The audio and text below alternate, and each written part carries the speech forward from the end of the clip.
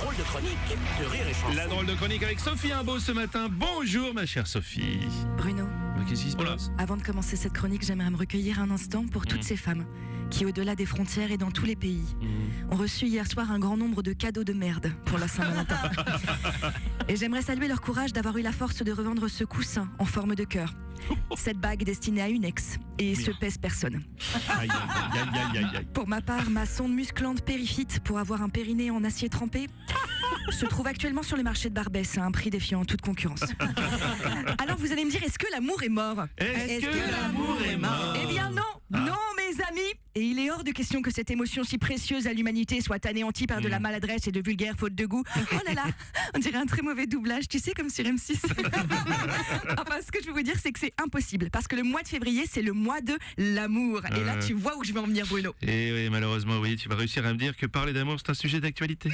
Mais Bruno, cette chronique, elle va même au-delà de l'actualité, elle est hors du temps. Ouais. Elle parle d'un sujet qui obsède l'homme depuis des millénaires. Je veux dire, l'homme de Cro-Magnon, le duc de Richelieu et Darmanin, ils poursuivent le même objectif, niquer. Et qui est-ce qui a eu cette idée de génie ? C'est Sophie. Put your hands up in the air, put your hands up in the air, bra bra bra, fire, fire, fire, pull up.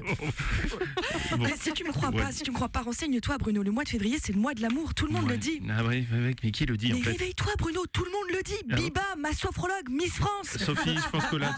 D'accord, d'accord. Ouais, Bon, pour la réforme des retraites et la guerre en Ukraine, je te le conçois, l'amour c'est pas le thème phare. Non. Mais après c'est juste une histoire de perception. En Belgique, il y a 2 jours, il s'est passé un truc de fou. Ah oui, tu parles de l'attentat qui a été déjoué là juste avant la cérémonie de Miss Belgique. c'est Ouais, ça je parle de ça. Cette connexion qu'on a, Bruno, Ouais, c'est c'est fou. lunaire. Hein. Bah, tu vois, ces policiers belges, ils ont été guidés par l'amour. Parce que sauver de la mort 50 nanas qui ne jurent que par Barbie et qui récitent sur prompteur qu'elles veulent sauver des bébés manchots, c'est un acte d'amour énorme. Ah oui, c'est vrai, tu as raison. Et si on se focalise bien, on arrive à en trouver partout de l'amour en ce moment. Ce dimanche, Super Bowl, qui est-ce qui nous annonce qu'elle est enceinte dans une combi en latex rouge façon Casa del Papel qui a mangé trop de faritas ? C'est rien là. Autre chose, les objets volants au-dessus de l'Alaska et du Canada, c'est que de l'amour. Ah non, ça, Sophie, ça pour le coup, c'est probablement de l'espionnage chinois, donc je Mais pense pas que on n'en sait rien.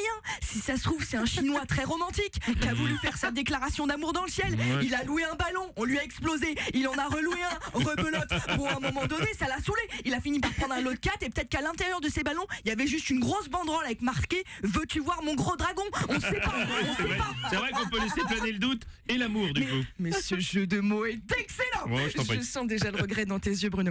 Tu t'es pas levé pour rien. Mais je voulais quand même vous mettre en garde. C'est pas parce que février c'est le mois de l'amour qu'on peut faire n'importe quoi. Par exemple, Twitter a récemment fait un très bel acte d'amour, mais très con.